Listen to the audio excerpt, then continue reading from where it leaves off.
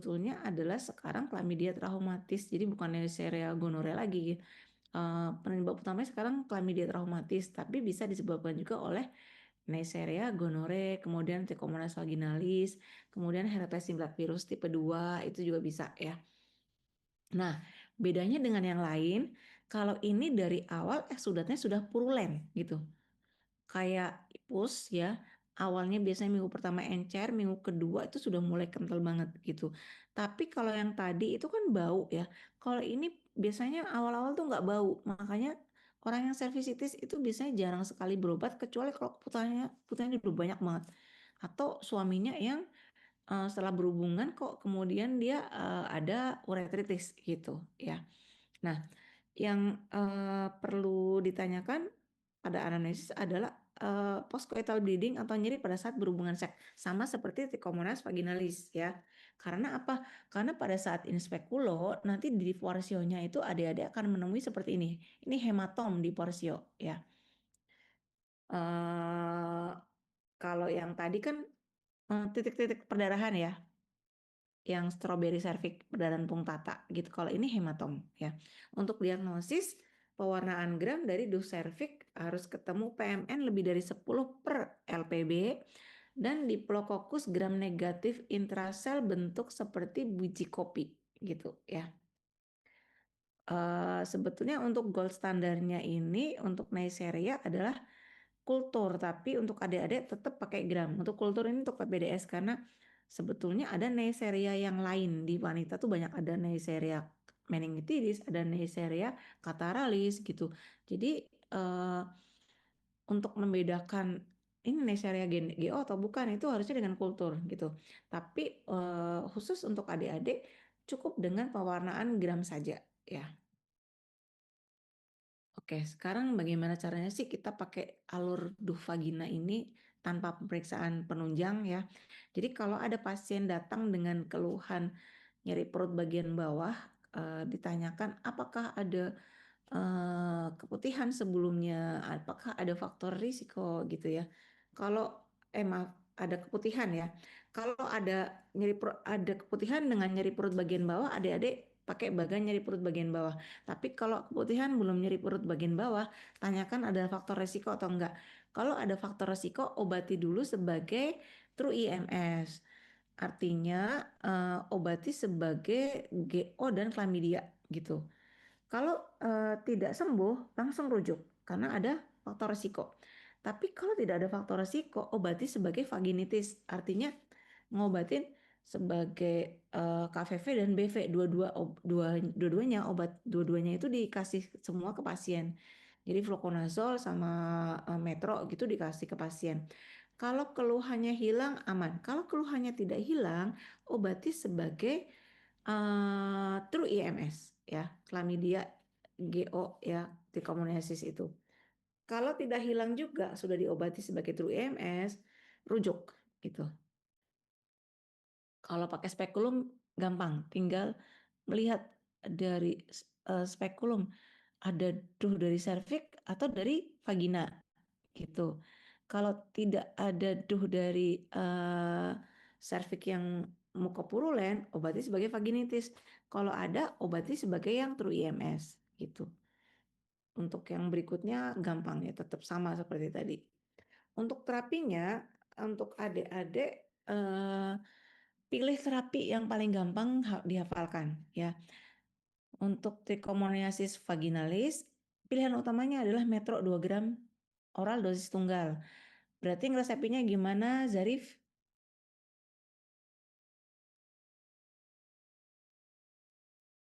Izin untuk peresepannya bisa penulisannya atau bagaimana? R Air metronidazole, PET, nomornya berapa? ada sediaan Sediaannya ada berapa? Berapa miligram metro? 500 miligram. 500 miligram berarti Jadi R numero 4 tetap. metronidazole, 500 miligram numero 4 tetap. terus S S1 D gitu. S1DD TAP tab 4. S1DD TAP 4 single dose PC ya. Yes. Pos P6 ya. Tinidazole ini nggak ada di Indonesia. Pilihan alternatifnya adalah Metro 2 kali 500 selama 7 hari ya. Kalau untuk ODA atau untuk wanita atau yang pasien-pasien yang punya MAH gitu mendingan yang 2 kali 500. Nah, untuk BV terapinya sama Metro, tapi pilihan utamanya yang 2 kali 500 selama 7 hari gitu. Jadi untuk trichomoniasis dan vaginosis bakterial itu terapinya sama Metro gitu. Pilihan lainnya adalah clindamycin 2 kali 300 selama 7 hari. Untuk yang gel-gel ini sekarang sudah susah didapatkan ya, di Indonesia udah susah. Di luar negeri masih ada sih. Nah, untuk ibu hamil Metro ini kategori C, jadi kita pakai clindamycin ya. Jadi kalau ada soal BV pada ibu hamil pakainya clindamycin 2 kali 300 ya. Untuk KVV pakainya fluconazole 150 mg satu kali tok dosis tunggal. Jadi resepnya R-fluconazole 150 mg, tab nomor 1 S1DD, tab 1 single dose gitu ya. Atau kalau nggak punya bisa pakai keto 2 kali 200 mg selama 5 hari atau itraconazole 2 kali 100 mg selama 3 hari gitu. Nah, kalau ibu hamil, golongan azol ini tidak direkomendasikan sehingga adik-adik nanti harus pakai yang nystatin 100.000 international unit intravaginal ya setiap hari selama 14 hari. Masukin ke liang vagina kira-kira sekitar 2 ruas jari ini harus masuk. Terus jangan lupa dikasih tahu bahwa besok pagi itu ada sisa tepung di celananya gitu ya. Jangan kaget gitu, takutnya nanti dikira kebutuhannya tambah banyak. Nah, ada preparat campuran antara nystatin dengan metronidazole, contohnya flagistatin, vladistatin, kemudian neoginoxa gitu. Itu bisa adik-adik pakai misal praktek nggak ada hasil labnya gitu. Ini kayaknya kok kalau arahnya karena tidak ada faktor risiko, ini mau diobatin KVV sama BV gitu. Langsung aja vladistatin itu ya. 1 kali sehari biasanya 5 atau 6 hari atau 2 kali 1 selama 3 hari gitu. Untuk cervicitis sebenarnya sekarang terapinya seperti ini ya. Tapi nanti adik-adik cervicitis tetap terapinya sesuai S1, nanti kita lihat di uretritis karena terapinya sama gitu.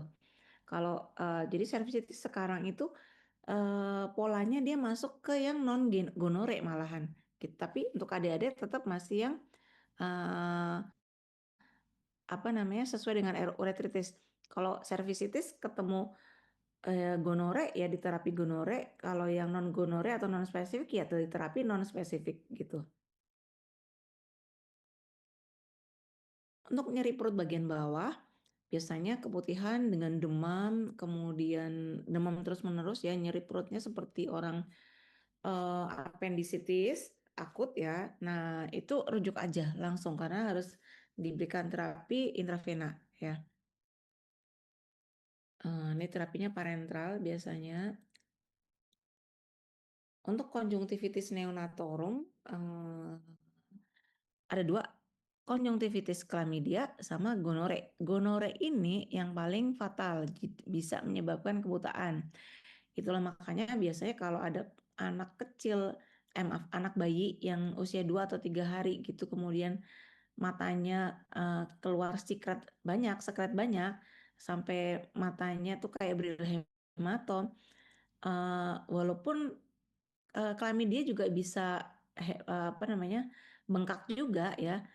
Tapi kita ngobatinya GO dulu. Kalau GO dilihat 3 hari tidak berbaikan, baru diberikan chlamydia gitu karena GO yang menyebabkan kebutaan. Kalau di apa cek sebetulnya gampang, tinggal di hapusan pakai gram gitu nanti akan kelihatan tuh kuman GO-nya itu ya. Nah, terapinya ini untuk GO tetap ceftriaxone 25 sampai 50 mg IV atau IM single dose maksimal 125 mg.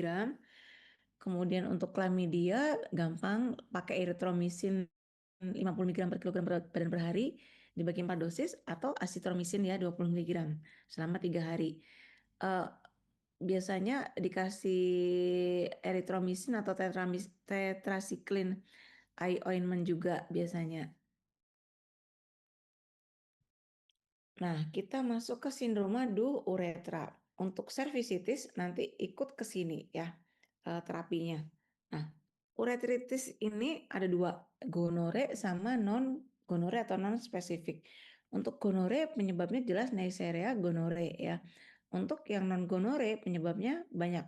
Bisa chlamydia traumatis, Mycoplasma genitalium, Trichomonas vaginalis juga bisa ya. Nah, tapi jarang kalau Trichomonas vaginalis. Gejala klinisnya ini yang harus hafalin mati gitu. Karena apa namanya? Kalau kurang satu atau dua aja tuh udah nilainya kurang ya. Jadi pada uretritis gonore itu gland penis udem erytem. Karena udem jadi OUE-nya terbuka atau ektropion ya.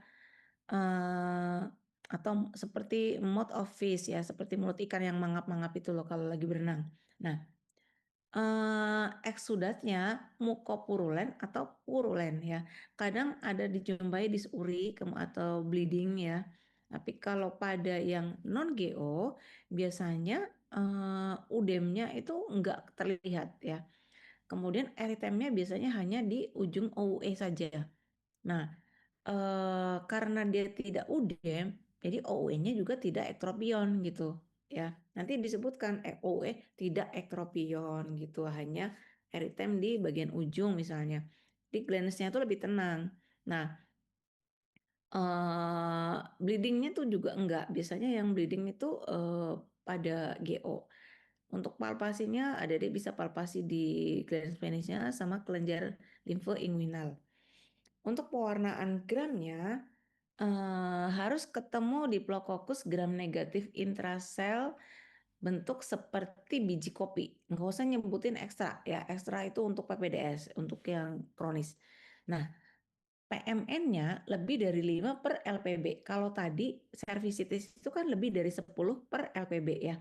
Kalau pada laki-laki cukup sedikit, lebih dari 5 per LPB plus Diplococcus gram negatif. Karena gram negatif berarti warnanya adalah merah. Adik-adik cari dulu PMN, kemudian di dalam PMN ini ada Diplococcus yang bentuknya lebih gede dari kokus biasa, ya, berbentuk seperti tapal kuda atau biji kopi, gitu.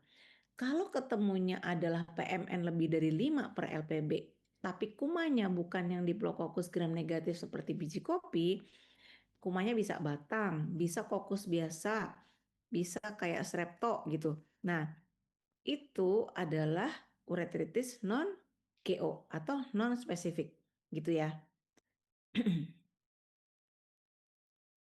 Untuk bagian alurnya gampang. Apabila ada keluhan duh uretra atau nyeri pada saat BAK, kalau nggak keluar pas dibuka di milking ya. Kalau keluar tampak duh uretra, obati sebagai GO dan non GO bersamaan. Kalau tidak ada perbaikan dalam 7 hari, rujuk ya. Gitu aja udah. Jadi kalau ada duh uretra langsung obati GO dan non GO ya. Kalau ada ulkus kita pakai bagian ulkus gitu. Ini kalau adik-adik praktek. Tapi kalau nanti adik-adik ujian ketemunya GO ya di terapi GO, ketemunya non GO ya di terapi non GO. Sebentar ya, ini kayaknya PPDS. Nah ini terapi untuk GO untuk adik-adik adalah Ceftriaxone 250 mg IM single dose ya. Untuk atau alternatifnya yang per oral Cefixim 400 mg single dose. Ingat ya, Cefixim itu sediaannya 100-200. Jadi nulisnya misalnya R Cefixim ada 50 juga. R Cefixim 200 mg tab nomor 2 gitu ya. S1DD tab 2. Kalau mau pakai yang 100 ya berarti tab 4 ya. Untuk non GO itu terapinya asitromisin 1 gram oral dosis tunggal. Asitro juga sediaannya 500 jangan lupa. Pilihan lainnya adalah doksi 2 kali 100 selama 7 hari. Ini yang recommended ini, 2 ini.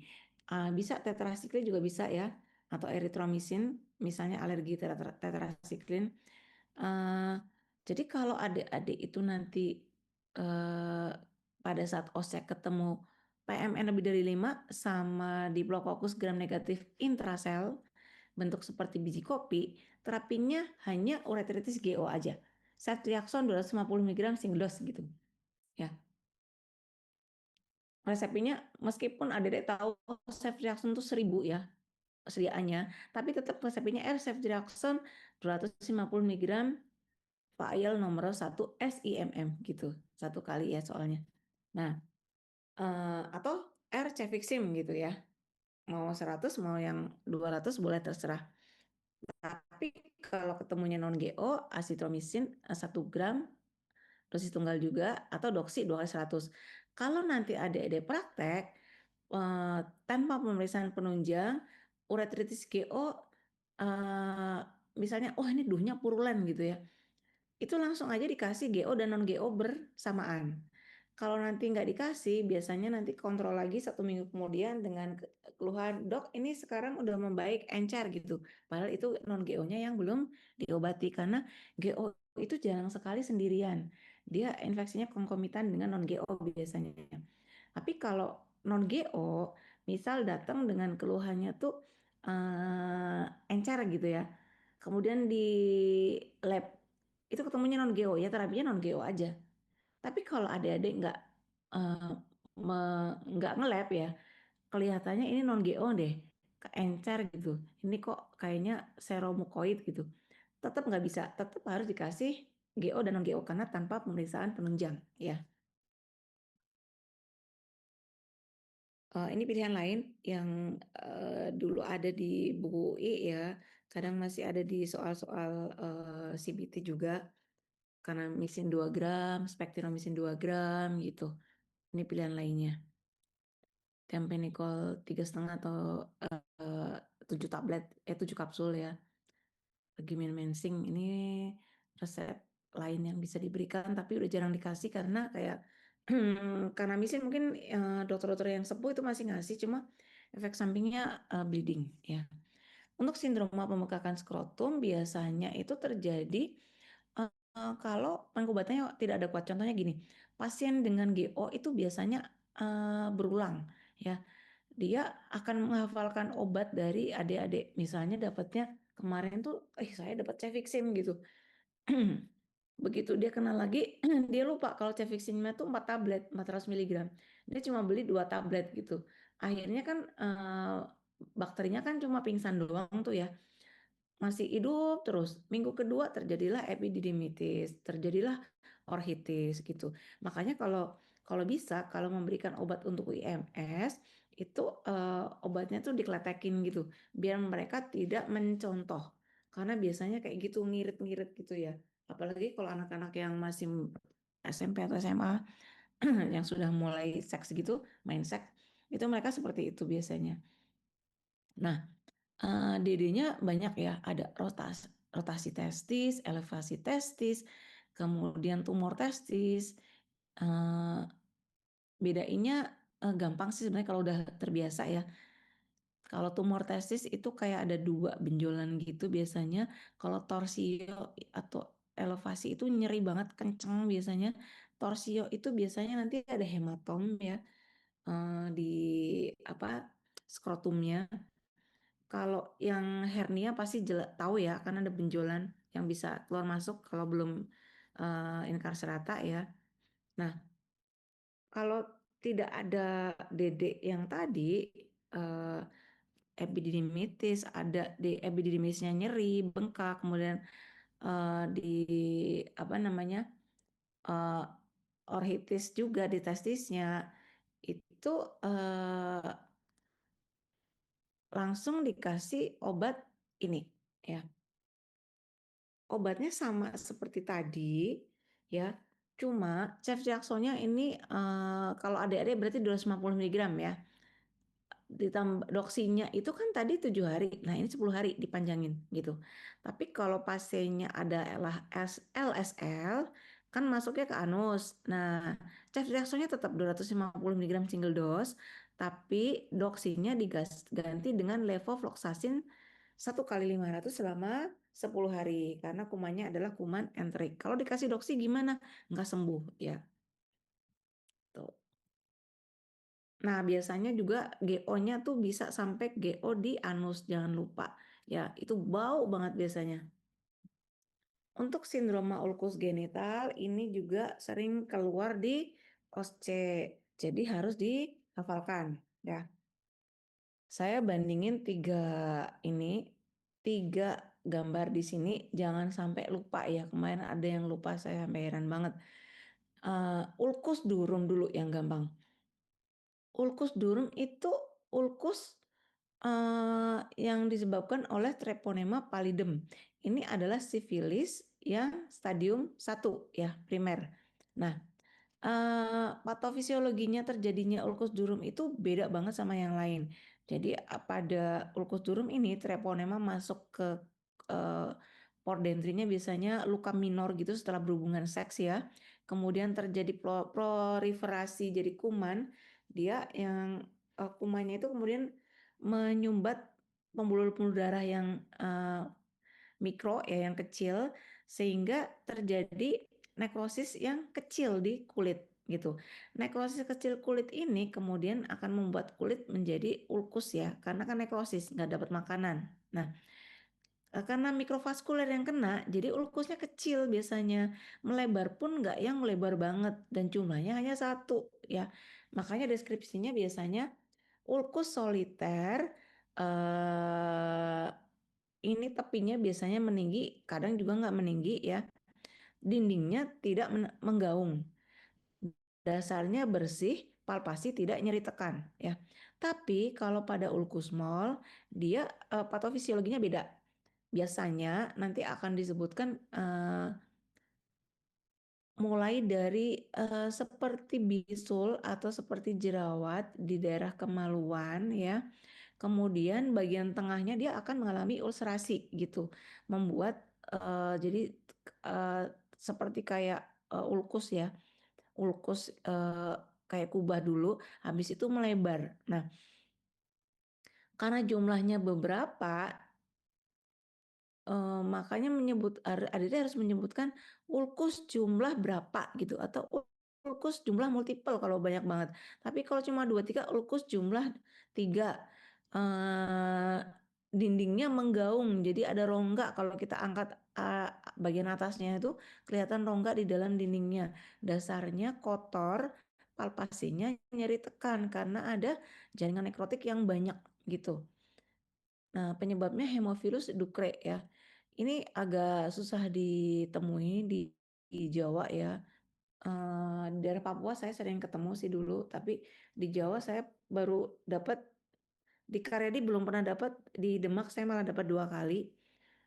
Eh, ini apa namanya? Kalau sudah pernah lihat, biasanya ingat terus gitu. Ini jumlahnya multiple. Palpasinya nyeri tekan. Kalau ulkus herpes genitalis biasanya akan dimulai dari plenting kecil berair kemudian pecah ya, jumlahnya banyak gitu. Nah, kalau pada episode pertama biasanya terdapat pembesaran KGB inguinal. Nyeri banget. Orang biasanya datangnya seperti kayak orang yang APP gitu. Tapi kalau episode yang berikutnya karena penyebabnya adalah virus ya, herpes simplex virus. Jadi pada episode kedua biasanya akan lebih ringan gitu. Ini nggak usah nyebut herpes simplex virus tipe 1 dan 2 ya, karena sekarang 2 dan 1 udah bisa atas ke bawah ya. Untuk yang ulkus eh, durum, kemudian sifilis stadium 1 2 3 nanti adik-adik belajar di buku UI ya. Yang di sana gambarnya bisa dilihat juga di sana ada ya. Stadium 1 yang ulkus durum tidak selalu lokasinya di kemaluan loh ya. Bisa di lidah kan orogenital biasanya toh. Nah, kadang di faring gitu. Ini yang stadium 2 roseola sifilitica ya yang bawah. Ini yang paling sering dijumpai pada ibu hamil yang dengan sifilis gitu. Yang paling bawah sendiri ini yang bentol-bentol tapi moist. Ini adalah kondiloma lata ya. Sifilis stadium 2. Ini yang Ini yang bawah ini stadium 2. Untuk pemeriksaan penunjangnya, untuk adik-adik selama masih ujian sampai UKM PBD yang digunakan adalah yang hitam ini. Namanya mikroskop medan gelap ya. Harus ketemu bakteri berbentuk spiral Treponema pallidum gitu. Tapi untuk praktek nanti pakainya ini ya, VDRL dan TPHA titer. VDRL positif 1/16 jika tanpa gejala klinis. Kalau ada gejala klinis 1/8 aja sudah bisa ya. Untuk TPHA 1/160 tanpa gejala klinis atau 1/80 dengan gejala klinis gitu. Kalau ketemunya cuma RPR doang yang positif negatif gitu, harus diteruskan dengan VDRL dan TPHA titer ini untuk menentukan ini sebenarnya primer sekunder laten early laten atau yang late laten ya. Jadi dari stadium 1 sampai early laten itu biasanya titernya tinggi. Tapi begitu masuk late laten ya titernya akan rendah. Jadi early laten biasanya sebelum 2 tahun dari infeksi awal ya biasanya TPA-nya tuh naik gitu sama VDRL-nya. Tapi begitu nanti 2 tahun lebih itu titernya rendah. Tapi salah satu pasti ada yang positif. Itu positif tapi positif rendah. Jadi biasanya tanpa gejala, kemudian salah satu titernya positif gitu. Nah, kekurangannya VDRL ini adalah dia protein yang kita antibody yang kita cek ini ya proteinnya itu tidak spesifik. Jadi pada keadaan seperti penyakit-penyakit autoimun, kemudian keganasan itu kadang-kadang positif gitu. Makanya kenapa kita harus lanjut dengan TPHA karena ini yang khusus treponemal walaupun tidak bisa menyingkirkan treponemal partenyu ya frambusia pada penyakit frambusia gitu. Jadi untuk adik-adik pakainya ini ya mikroskop medan gelap. Untuk yang ulkus lain, untuk ulkus small pemeriksaan pengecatan gram ya harus ketemu kokobasil gram negatif bergerombol. Kokobasil tidak bentuk kokus, tidak bentuk batang, makanya disebut kokobasil gram negatif warna merah seperti school office ya yang bergerombol. Kalau untuk herpes genitalis, herpes simplex genitalis, jelas karena dia virus, kita menggunakan Zhang test. Harus ketemu multinucleated giant cell ya. Untuk sindroma ulkus ini bagian sindromanya gampang. Kita bedakan apakah ini herpes genitalis atau bukan gitu aja. Jadi ada lesi multiple kecil-kecil berkelompok yang tadinya vesikel, kemudian ada riwayat berulang. Kalau iya, obati herpes genitalis gitu. Kalau tidak ada perbaikan rujuk. Tapi kalau tidak ada ulkus multiple macam kecil-kecil yang kemudian sering berulang, itu kita obati dua-duanya, ulkus durum sama ulkus mol gitu. Kalau tidak sembuh rujuk, itu aja, gampang. Karena tanpa pemeriksaan penunjang ya. Nah ini terapinya. Terapinya itu tadi kalau untuk praktek ya. Tapi kalau nanti ujian ketemunya ulkus durum ya obatnya sifilis, ketemunya ulkus mol ya obatnya ulkus mol gitu. Nggak dijadiin satu ya. Nah, untuk sifilis stadium dini sampai early latent sifilis, pakainya benzatin penisilin G 2,4 juta IU IM dosis tunggal ya. Resepnya R benzatin penisilin 2,4 juta IU vial nomor 1 SIMM. Kemudian jangan lupa R Aquabides atau Aqua for Injection flakon nomor 1 SIMM juga gitu. Kalau mau pakai Procaine penicillin G 600.000 international unit, maaf 600.000 ya 600.000 ya international unit juga boleh. Tapi agak lama ya sekitar 10 sampai 14 hari gitu. Nah, kalau yang tidak punya benzatin bisa pakai doksi ya 2 kali 100 selama 2 minggu ya 14 atau 15 hari biasanya. Untuk yang stadium late laten sifilis, benzatinnya diberikan selama 3 minggu berturut-turut. Jadi 1 kali seminggu selama 3 minggu. Kalau doksi dipakai selama 3 minggu juga ya. Jadi maaf, digunakan selama 2 kalinya, jadi 1 bulan. Kalau yang tadi kan doksi 2 minggu. Kalau ini doksi untuk laten itu 1 bulan ya, 28 hari gitu. Untuk ulkusmol atau nama lainnya kankroid itu boleh dihafalkan salah satu aja. Asitromisin 1 gram oral dosis tunggal ya, beri 2 tablet sekali minum. Atau ceftriaxone 250 mg single dose. Atau Cipro 2 kali 500 selama 3 hari gitu. Atau eritromisin 3 kali 500 selama 7 hari. Ini yang rekomendasi untuk ibu hamil eritromisin ya. Untuk herpes genitalis, adik-adik bisa menghafalkan pakai asiklovir boleh, fala boleh, famciclovir boleh ya. Untuk asiklovir yang gampang dijumpai 3 kali 400 selama 7 hari atau 5 kali 200, tapi untuk yang rekomendasi terbaru sudah tidak masuk yang 5 kali 200 ya, tapi untuk adik-adik masih bisa gitu. Asiklovir 3 kali 400 atau 5 kali 200 gitu. Untuk sindroma bubo inguinal yang wajib